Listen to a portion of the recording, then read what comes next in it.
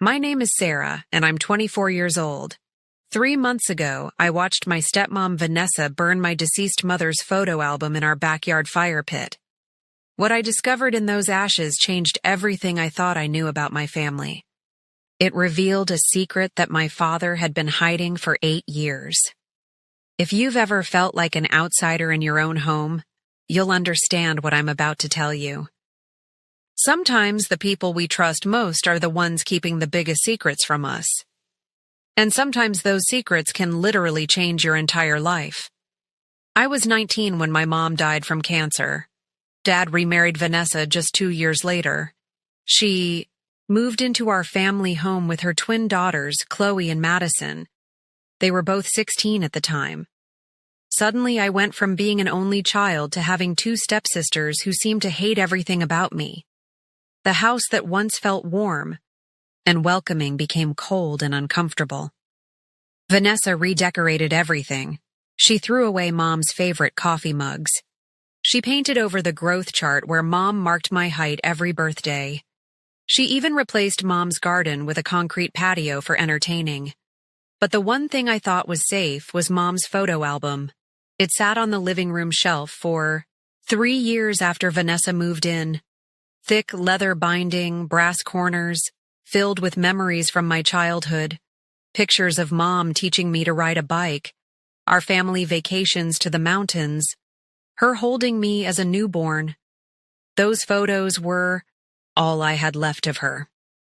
Last Tuesday morning, I came home from my job at the coffee shop to find Vanessa in the backyard.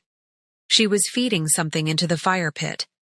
My heart stopped when I realized what she was burning.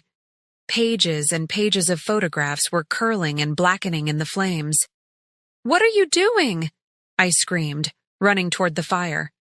"Cleaning. House," Vanessa said without looking up. "Your father finally agreed it's time to move forward. These old pictures were just making everyone sad." I dropped to my knees and tried to save what I could. Most of the photos were already destroyed. But as I reached into the ashes, my fingers touched something unexpected. Hidden behind the back cover of the album was an envelope. Slightly singed but readable. Inside that envelope was a document that would change my life forever. It was my mother's will, a will that Dad had never mentioned. A will that left me everything. The house we were living in, it was legally mine. The savings account Dad claimed was empty. There was over $200,000 in it. The life insurance policy he said barely covered funeral expenses. It was worth $500,000. According to this document, Dad was supposed to be the trustee until I turned 25. Then everything would transfer to my name. But reading through the legal language, I realized he'd been using my inheritance to support his new family. Vanessa's shopping trips, Chloe and Madison's private school tuition, the expensive cars in our driveway. My hands were shaking as I read every line. Mom had written a personal note at the bottom. "For my beautiful Sarah. This house holds our memories. These resources will give you freedom. Don't let anyone convince you that you don't deserve everything I'm leaving you." I looked up at Vanessa, who was now staring at the envelope in my hands. Her face went completely white. "Where did you find that?" she whispered. "In the album you just burned," I said, standing up slowly. "The album that contained legal documents you didn't know existed." That's when I realized this wasn't an accident. Vanessa knew about the will. She'd been searching for it. And when she couldn't find it anywhere else, she decided to destroy the one place she hadn't looked. The photo album. But here's what she didn't expect. By burning the album, she'd actually revealed the very thing she was trying to hide. If you are watching this right now, drop a comment letting me know where you are viewing from. Before I tell you about this life-changing decision, hit like and subscribe to hear more real stories about family loyalty and betrayal that might just change how you see your own relationships. Because what happened next tested every relationship in my life. It forced me to question everything I thought I knew about trust, family, and what it means to fight for what's rightfully yours. To understand how devastating this discovery was, you need to know what my life looked like before that Tuesday morning. You need to understand the family dynamics that made this betrayal so painful. When Mom was alive, our house was filled with laughter. She was the kind of person who sang while doing dishes. She left little notes in my lunchbox every day until I graduated high school. She taught me that kindness wasn't weakness and that standing up for yourself was a form of self-love.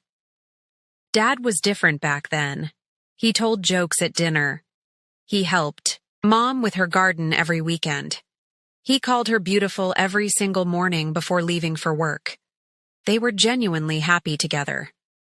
But when Mom got sick, something changed in Dad. The diagnosis came on a Tuesday. Stage 4 lung cancer. The doctors gave her 6 months. She fought for 11. During those 11 months, I watched my father disappear piece by piece. He couldn't handle seeing Mom weak. He started working. Longer hours. He'd come home after she was asleep and leave before she woke up. I became Mom's primary caregiver while trying to finish college. Mom never complained about Dad's absence. She made excuses for him. "He's processing grief differently," she'd say. "Some people need distance to cope." But I saw how it hurt her. I watched her face every evening when he missed another dinner. I held her hand during chemo treatments when he said he couldn't take time off work. 3 weeks before Mom died, she asked me to sit with her in the garden. She looked fragile, but determined. "Sarah, I need you to promise me something," she said. "Don't let anyone convince you that you're not worthy of love. And don't let anyone take away what I'm leaving you." At the time, I thought she meant the photo album and some jewelry. I had no idea she was talking about hundreds of thousands of dollars and our family home. 6 months after Mom's funeral, Dad started dating Vanessa. He met her at a grief support group, which felt wrong to me even then. She was recently divorced with twin daughters. She was loud where Mom had been gentle. She was demanding where Mom had been accommodating. "She makes me feel alive again," Dad told me when he announced they were moving in together.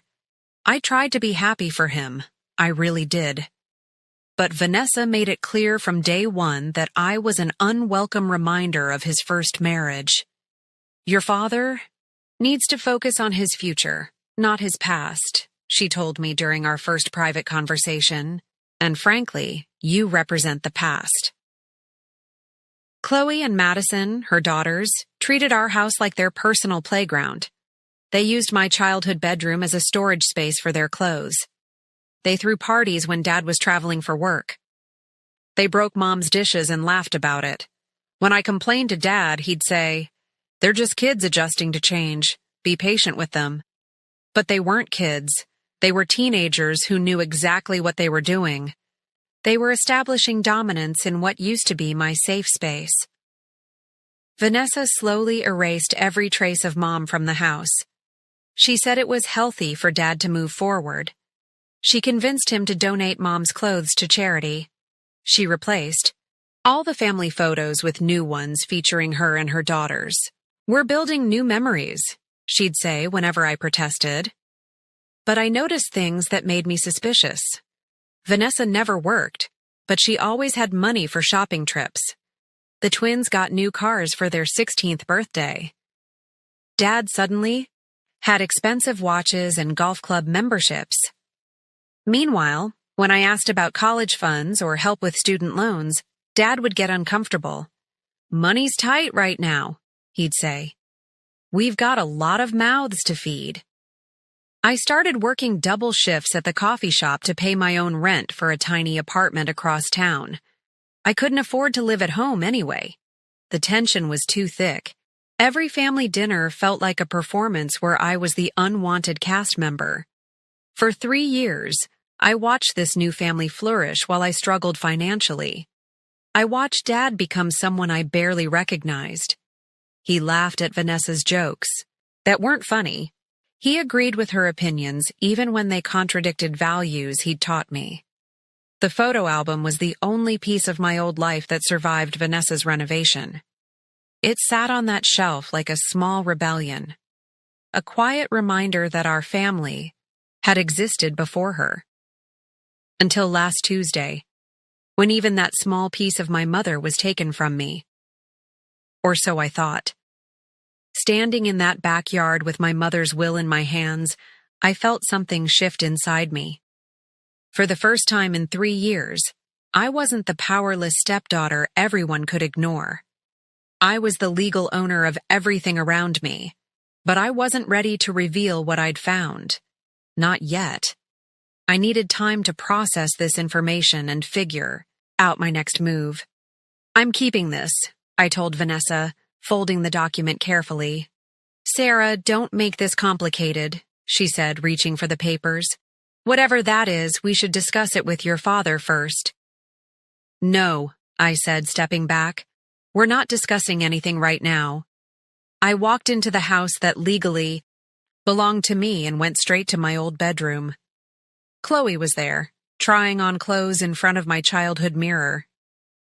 "Can you knock?" she said without turning around. "This is my room," I replied quietly. "Was your room," she corrected. "Mom said I could use it for getting ready. The lighting is better in here." I looked around at what used to be my sanctuary. My twin bed was covered with Chloe's clothes. My bookshelf held her makeup collection. My desk was buried under her school papers. "Pack up your stuff," I said. "Excuse me?" "You heard me. Get your things and get out." Chloe finally turned to look at me. She had this smirk that reminded me of her mother. "You can't tell me what to do. This isn't your house anymore." "Actually," I said, "it is." But I didn't explain further. Instead, I called my mom's best friend, Janet, who happened to be a lawyer. I'd stayed in touch with her over the years, but we'd grown apart since Vanessa entered the picture. "Sarah, honey, it's so good to hear from you," Janet said when she answered. "How are you doing?" "I need legal advice," I told her. "Can we meet?" An hour later, I was sitting in Janet's office explaining everything. She read through Mom's will with growing concern on her face. "Your father was required by law to inform you of this inheritance when you turned 18, she said finally. "The fact that he's been using these funds without your knowledge is a serious legal issue." "What are my options?" "You could demand immediate transfer of all assets. You could file charges for financial fraud, or you could try to resolve this within the family first." Janet leaned forward. "Sarah, there's something else you should know. Your mother came to see me about 6 months before she died. She was worried about your father's reaction to her will. She asked me to keep a copy in my files." She handed me another document. This one had Mom's handwriting all over the margins. Notes about protecting me from people who might try to manipulate me after her death. Instructions about the house that Dad had been ignoring for years. "She knew," I whispered. "She knew your father was struggling with her illness," Janet confirmed. "She was afraid he might make decisions based on grief rather than what was best for you." I spent the next 2 hours learning about my legal rights. I discovered that Dad had been paying Vanessa's credit card bills with money from my trust fund. He'd used my inheritance to finance Madison's car. He'd even taken out a loan against the house without proper authorization. When I got home that evening, I found the whole family in the living room. Vanessa had clearly told everyone about the document I'd found. Dad looked uncomfortable. The twins looked annoyed. "Sarah, we need to talk," Dad said as soon as I walked. "And do we?" I sat down across from them. "Because I've been waiting 3 years for us to have an honest conversation." "Your mother's will is complicated," Vanessa jumped in. "These old documents don't reflect current family realities." "What does that mean?" "It means we're all family now," Dad said. "What affects one of us affects all of us. We've been taking care of this house together. We've been building a life together." I looked around at the faces staring back at me. Not one of them looked guilty about using my money. Not one of them seemed to understand that they'd been living off my inheritance for years. Have you ever experienced that moment when you realize people see you completely differently than you see yourself? I asked, looking directly into the camera that would one day watch this story. When you discover that your own family sees you as an obstacle instead of a person, that's exactly how I felt sitting in that living room. I want everyone to leave, I said calmly. This is my house, and I want everyone out by the end of the week. The silence that followed was deafening. Dad's face went completely pale. Vanessa's mouth fell open. The twins looked at each other like I'd lost my mind. Sarah, you can't be serious, Dad finally managed. This is our home. No, Dad, this is my home. Mom left it to me. You've been living here illegally for 3 years. Vanessa stood up abruptly. You ungrateful little brat. We've fed you, housed you, treated you like family. Treated me like family? I laughed, but there was no humor in it. You threw away my mother's belongings. You let your daughters take over my childhood bedroom. You made me feel like a stranger in my own house. We included you in everything, Chloe protested. You included me in nothing. You tolerated my presence because you had no choice. Dad was shaking his head slowly. Your mother didn't mean for the will to tear our family apart. What family, Dad? I stood up, feeling stronger than I had in years. When was the last time you asked about my life? When was the last time you cared about my struggles or my dreams? That's not fair, he said quietly. What's not fair is using my inheritance to buy your new family's love while I worked double shifts to afford groceries.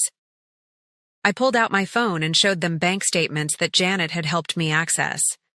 $200,000, Dad. Gone. Spent on cars and clothes and vacations that I was never invited to. Madison finally spoke up. We didn't know that money was yours.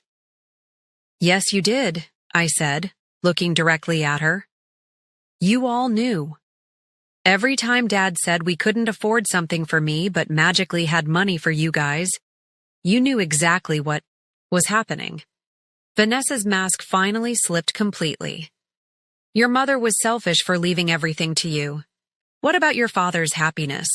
What about building a new life? My mother protected me from exactly this situation, I replied. She knew you'd take everything if given the chance. We gave you a family, Dad said desperately. You gave me trauma. You taught me that my needs don't matter. You showed me that people will use you and call it love. I walked to the mantel where Mom's photo used to sit.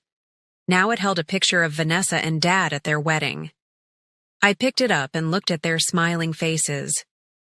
Do you know what Mom told me before she died?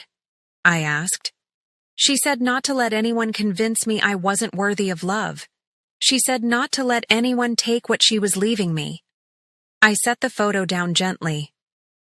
I thought she was talking about the photo album. But she was talking about my self-respect. Sarah, please, Dad said. We can work this out. We're family. No, Dad. We're not family. Family protects each other. Family tells the truth.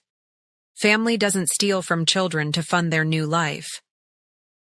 For those of you watching this who've ever had to choose between keeping peace and standing up for yourself, you know how terrifying this moment was.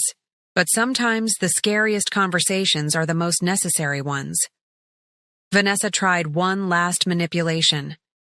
If you kick us out, you'll have nothing. No family, no support, no one who cares about you. I already have nothing, I said. At least, now I'll have nothing, honestly. That's when something unexpected happened. Dad started crying. Real tears.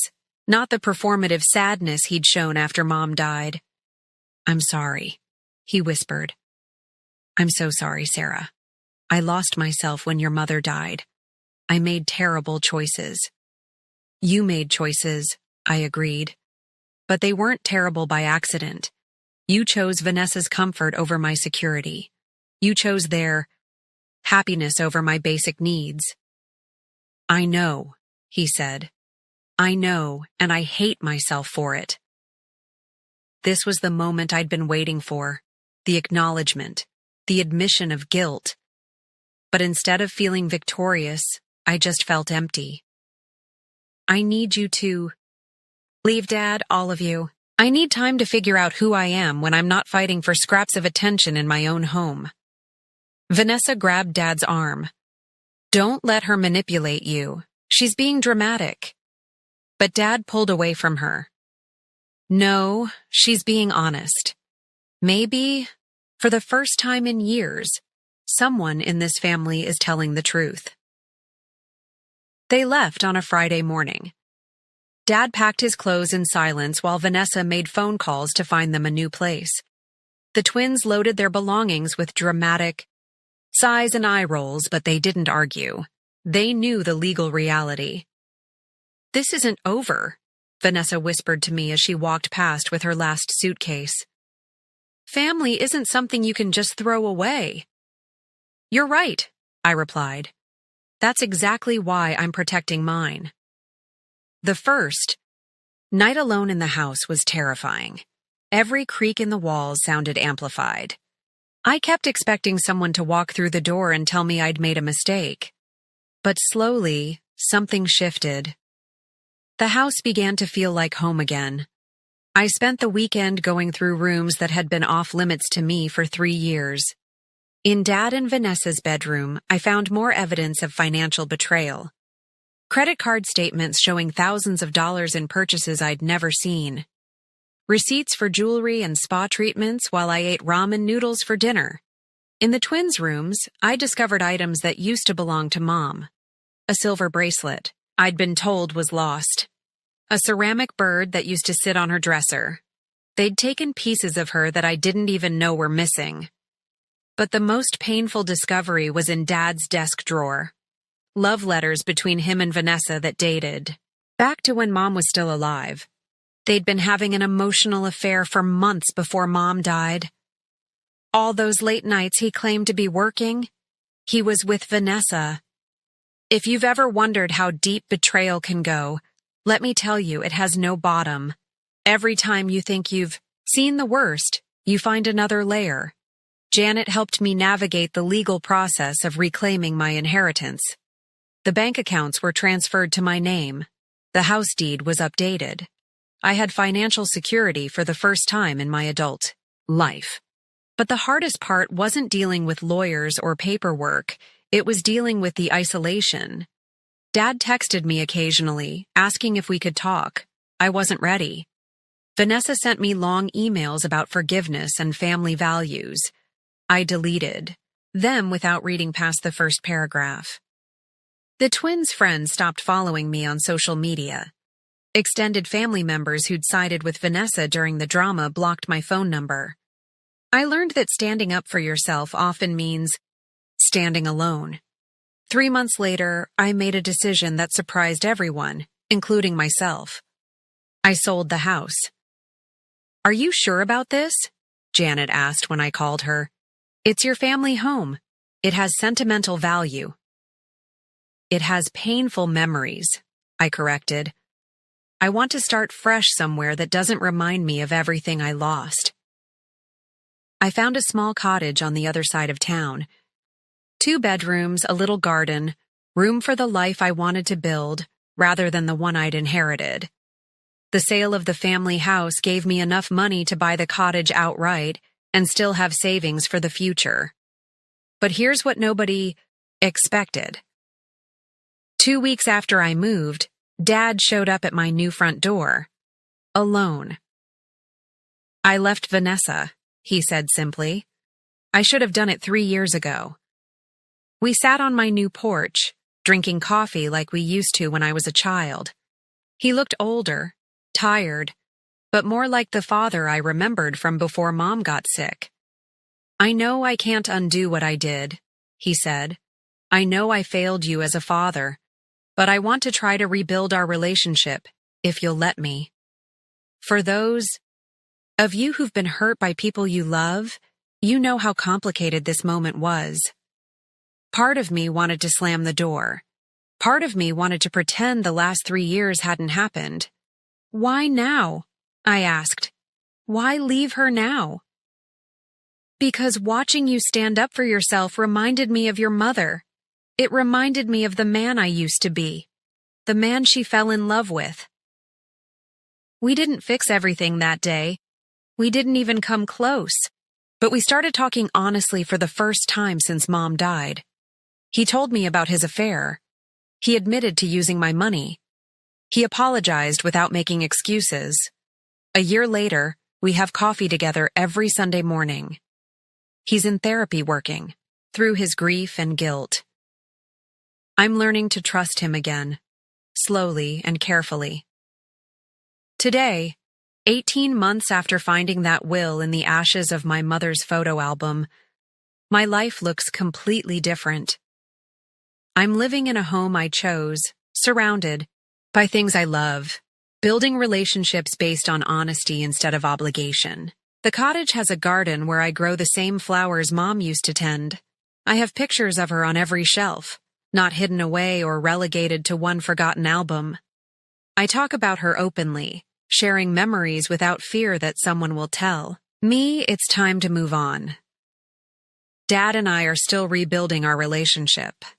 It's slow work, like learning to trust someone who taught you not to trust. But he's proving his commitment by showing up consistently, without expectations or demands. He never remarried Vanessa. According to him, their relationship imploded the moment they had to survive without my inheritance funding their lifestyle. Turns out their love wasn't strong enough to withstand financial pressure. She was using me the same way I was using you, he told me recently. I just couldn't see it until you forced me to. The twins graduated high school and moved away. For college, they send me occasional texts, usually around birthdays or holidays. We're polite, but distant. I think we all understand that we were thrown together by circumstance, not choice. But here's what I want you to understand about this story. It's not really about money or inheritance or even family drama. It's about learning that your worth isn't determined by other people's treatment of you. For 3 years, I believed I was the problem. I thought I was too sensitive, too demanding, too focused on the past. I let people convince me that asking for basic respect was unreasonable. I accepted scraps of attention and called it love. Finding that didn't just give me financial security. It gave me proof that I mattered to someone. It reminded me that I deserved protection and care and priority in at least one person's life. If you're watching this story because something in your own family feels broken, I want you to hear this clearly. You are not responsible for other people's poor choices. You are not required to set yourself on fire to keep others warm, and you are absolutely worth fighting for, even if you have to do the fighting yourself. Have you ever experienced a moment where you had to choose between keeping peace and keeping your self-respect? Drop a comment and tell me about it. I read every single response, and your stories matter to me. Some of you might be thinking I was too harsh with my family. Some of you might believe I should have found a way to compromise or share the inheritance. Let me be clear about something. Compromise requires 2 willing parties. It requires good faith from everyone involved. When someone is systematically taking advantage of you, compromise becomes enabling. When someone is lying to you about fundamental things like your own financial resources, compromise becomes self-betrayal. I didn't tear my family apart. I revealed fractures that already existed. I stopped pretending that dysfunction was normal and abuse was love. The most important lesson I learned is this. Sometimes the people who claim to love you most are the ones who understand your worth least. And sometimes protecting yourself from those people is the most loving thing you can do for everyone involved. My relationship with Dad is healthier now than it's been since Mom died. Not because we ignore what happened, but because we're finally addressing it honestly. We're building something real instead of maintaining something fake. If you've made it this far in my story, hit that like button to let me know you understand that family isn't just about blood relations. It's about respect, support, and showing up for each other consistently. Subscribe to this channel if you want to hear more stories about people finding the courage to change their lives. Because that's what this really is. A story about courage. The courage to stop accepting less than you deserve. And if you're in a situation where you're questioning your own worth because of how family members treat you, please know that you're not alone. You're not crazy. And you're definitely not asking for too much when you ask for basic human decency. Your story matters. Your feelings are valid. And you have every right to demand better treatment from the people who claim to love you. Thanks for listening to my story. I'll see you in the next video.